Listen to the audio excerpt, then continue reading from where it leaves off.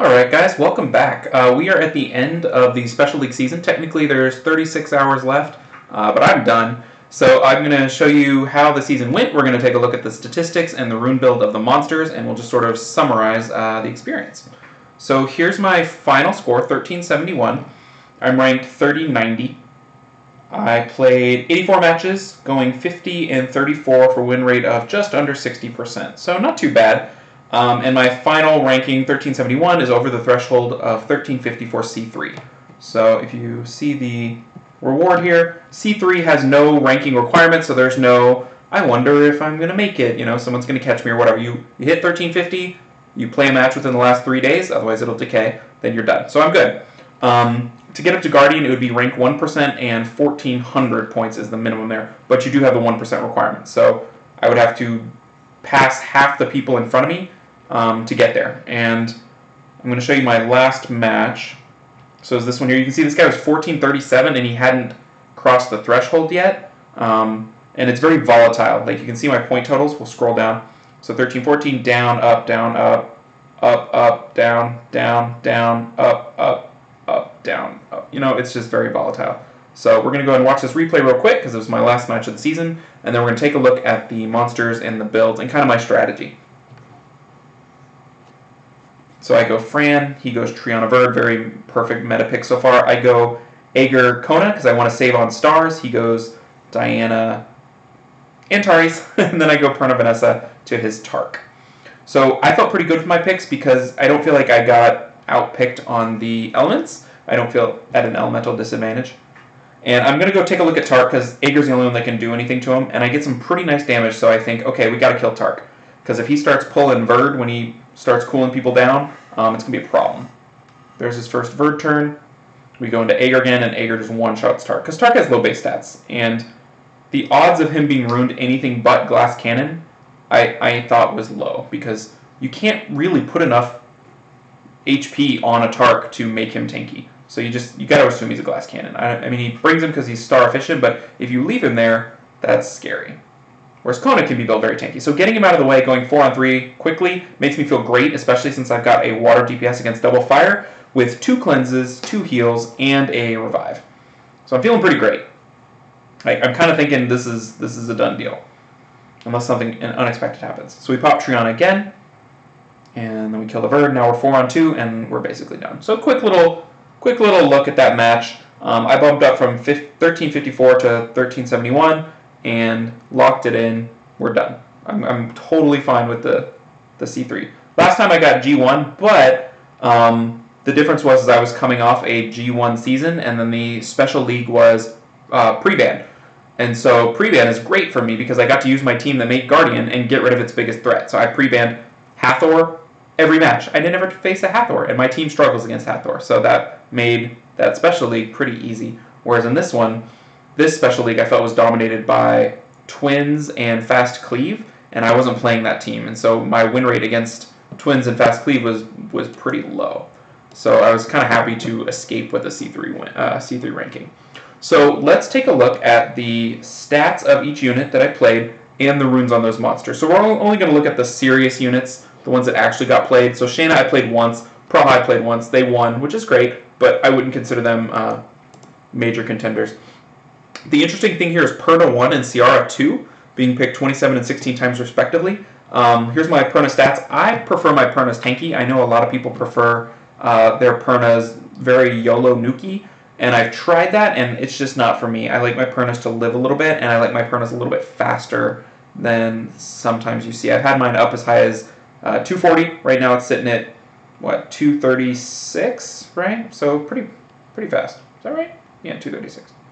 So here are the runes. This thing's so nice. I think I've talked about this rune before. It was a hidden legend speed rune that I got before they started assessing runes, and so it was listed in Optimizer as unknown or something like that. And I sort of discovered it, re-apped it, and it turned into this. So pretty happy. There's some of my tanky runes. This is one of my better crit damage runes, but not my best. My best is on Josephine right now, but it works pretty well for Perna with the HP sub there, innate. Another just tanky damage rune. This is an HP rune that has all the stats you want on Perna. I wonder if I can upgrade that attack. See, if I ever get a better attack percentage here, I'll redo that, because that's 7%. We can do better than that. We can do 11 or higher. So that's probably why I'm waiting to make that 5 a little bit better. So that rune has some room to grow. And then this thing, I think, is just, this thing's done. Unless I get an orange attack here. I mean, it's got everything with the 8% innate. Just very, very nice. So that's my Perna. And the Ciara was my second most winning monster. And I kind of have a theory on these. So here's the stats. 240 speed, 64 accuracy, crit as low as you can get. So not a nice little crit build like some of them have.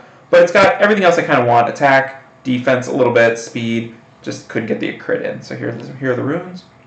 That's not a great rune. I bet it's, was it purple?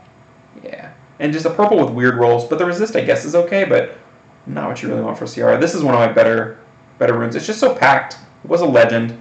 And it didn't roll like crazy speed, but it just rolled a lot of everything. Resist, defense, all that stuff. That needs a speed enchant. I don't think I have one, though. I do not. And then this guy here, this nice little attack rune. So my theory about why Perna and Ciara are at the top is just, if you can get your OP 5 stars in, they're not countering with a massive amount of OP 5 stars, and oftentimes you bring your 5 stars last as a counter to their team. And if you pick something that is countered by, if they have a team that's countered by Perna or Ciara, you're going to win a lot. Because Perna and Ciara, I mean, they do what they do really well. So if you're bringing in a lot of win, Perna's gonna lay it down, and Ciara's gonna just bomb everything. So I think their win rate was a factor of not being countered by lots of other 5 stars. You know, they're just single target damage. That's what they do. All right, first unit that gets picked a ton was Waterbar. Picked 55 of my like 80 matches or whatever I played with a good win rate, 67%. Let's take a look at the Barb. And here he is. So on Blade, just Blade, basically broken. I had to get the stats, and I didn't feel like he needed Violent. And I mean, the win rate I think justifies that, especially because if he was on Violent, he wouldn't have these stats. I mean, he's 27k HP, 1400 attack, 1300 defense, 241 speed, crit damage, accuracy. I mean, he's got a lot of everything. And I know that some people, like, that's a crazy rune. Legend. Yeah, if I get a couple more things, I can make it better. So I know some people feel strongly that he should be on, this is my best crit damage rune, I think. It's just got all the things. It's a hero rune, though. Maybe it's not my best. Some people feel so strongly he should be on Violent, but look at that HP on that defense rune. He's got a defense on slot 6. Speed, crit damage, defense. That rune's nuts. I can't even believe I own that rune. That's crazy. So I might switch out speed for a speed gem, but it's a little risky because it could roll 5, but it could roll 8. So I don't know, or maybe I'll switch out the attack. Anyway, something's gonna happen there. But I think he works fine, not on Violent, especially if you can bump up the stats so significantly, which that's the only thing that allowed me to do that. So that's my take on that. Tessa, I played a little bit. I wouldn't put any stock in that win rate. Fran was, as many times, I think is my most played monster. As many times as I could play Fran, I played Fran. Because she was so great. She's such a good value for the stars in a 20-star league. Like, I would debatably first pick her in regular arena. So, you know, getting her for 2 stars discount of a 5-star is fantastic. So she's just a big old speed monster with a little bit of everything. Not quite enough attack to really heal, but she heals enough to survive and win. Her win rate's a little bit low, 63, but above my overall win rate. So for me, getting Fran was better than not getting Fran, which is usually the case. All right, my Bird at just under Fran, 63.15%. That is not my Bird. There's my Bird. So this is my skilled up Bird. This is my dungeon Bird. I guess I could put more vampires into my dungeon Bird. Anyway, something for some other time. So he's Revenge, broken, and oh, I wish he could be Revenge, Will. But I couldn't get anything with those kinds of stats that was Will. So you get Despair instead. Gotta be Legend, yeah. So that rolled 2 10% percentage rolls. And I can replace that Resist with something, probably Attack. Just the thought is he'll get beefier no matter what unit it is, because, you know, 4% of anything, Resist being probably the worst of things, you know, replaced with possibly 20% attack, right? If I get a high roll on that and the thing and the gem, I mean, 20 attack, 4% resist. I mean, that's going to happen. It hasn't happened yet, but it's coming. So here's the other. This was a lucky re-app that just kind of happened. I guess I should finish actually completing it. But that's his build. That's a 5-star. Just rolled kind of okay. Double Revenge. Crit's not maxed.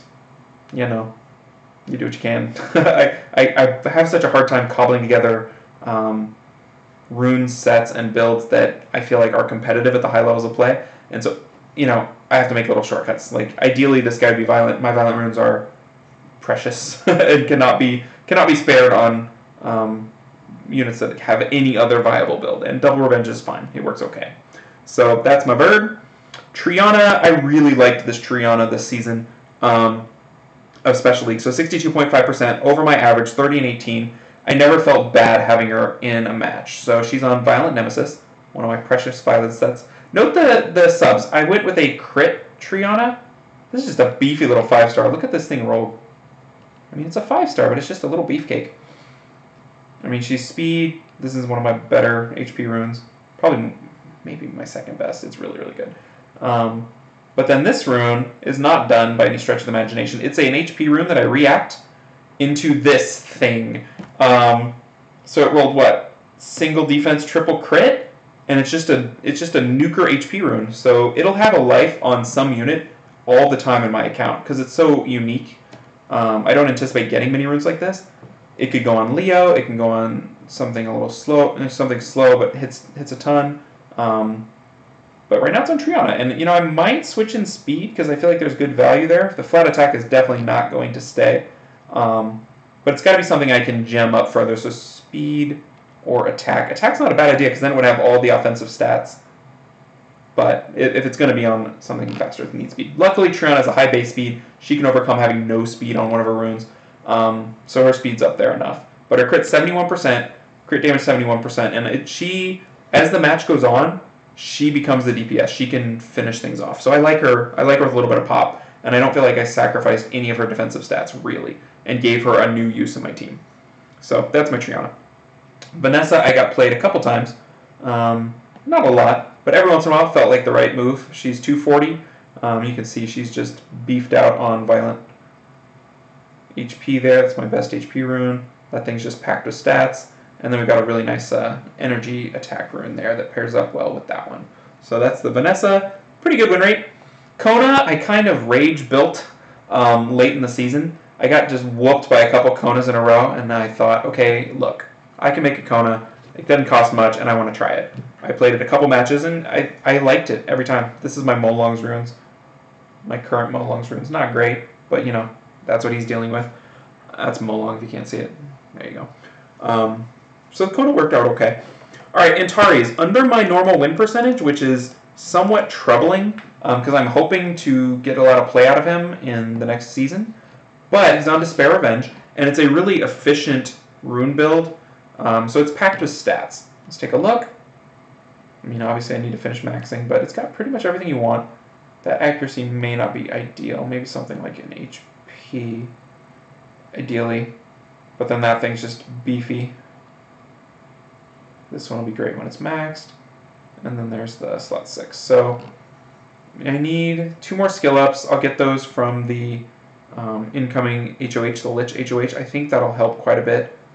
So that's what I'm hoping for. His speed, I think, is pretty good. It's like 165-ish. And I think that's okay, considering he's going to be proccing. I think what might have hurt his win rate, and I'm hoping that the next season proves me correct, is I brought him into more situations than I would in a normal arena season because he was a 4-star and he was runed up pretty well. And so sometimes I drag him into situations that weren't ideal for him, and he wasn't there for what I assume his job will be, is just killing Dianas and Verds. So in normal RTA, he's going to be there for my Diana counter pick because Dianas just wreck me. So it'll be nice to have some sort of option to maybe neutralize them. So that's my thought. All right, Wind Druid, my newest unit. It's a couple months old now. I like the way it performed. The win rate wasn't great because I maybe brought him a couple times I shouldn't, but here's the build. It's on Despair, Destroy Violent, and I get to use, this is one of my event runes from back in the day. These runes are just so good. Some of these runes are not quite what you would expect, but I like getting to use this defense rune that has good stats, but I didn't really use it in many other places. I felt he performed well. I feel like he's one that, when paired with more Nat 5s, will have more impact on the match, hopefully. So we'll see. I'm looking forward to using him in the upcoming season. So there's Wind Druid. Rukuni, I think, failed just because I'm considering his Rukuni's 54 win percentage as failure. because I don't feel like he's got the runes of a crazy Raccoony. He's got some B-level runes, some okay runes, but it's not cream of the crop. He was kind of thrown together for 4-star league, and the speed's not there. I don't think he's quite there. So he did okay, and he was a good value, I think, for his stars. But I wouldn't call him a success. All right, Josephine, I picked a couple times, and I think I made a mistake there. She needs a little bit more on her team to survive. She's not going to carry the DPS burden against some of these teams. But the runes are good. Just did not perform well against the cleaving out there. So Azaria, I don't feel like has the runes as well. I played her 12 times, and I'd say she's the last serious unit that I kind of played. So I'll show you her runes. She's pretty fast, pretty tanky, some good runes, but just not quite what you want. And when she wins a match, it's fantastic, but when she just kind of loses and explodes, it's sort of sad. So that, I think, concludes my real units. Garo, I picked a couple times. Garo, I felt... Darien, I kind of played a little bit. I didn't care for. But Garo, I felt suffered from the twins, and there's so many multi-hits. Like Garo and Leica are in a tough spot right now because there's so many forms of multi-hit available, and they tend to want to eat fire. Like Aegir wants to eat fire, Shihu wants to eat fire, and man, they're fire. And so their counters are just everywhere. So I was not a big fan of the way Garo performed, even though he's a great unit. And if you... I'm not maybe great at picking him. If you're one of those people that is really good at picking him and you know what you do, like I've seen some teams that are protect the Garo teams, and they pick like a Garo and a Perna, and they're like, I'll take either one. I'll protect them until the bitter end. So you got to beat this one unit 4 times, and those teams do great. So I don't know. But that was my experience in Special League with the stats of how it went for me. So I hope you guys enjoyed it. I hope the Special League was fun for you. It was nice to have 20-star versus pre-ban twice in a row, so I was pretty happy with that. Anyway, I will catch you in the next video, and good luck in the upcoming new Season 9 coming up. Season 9 already. Take care, guys.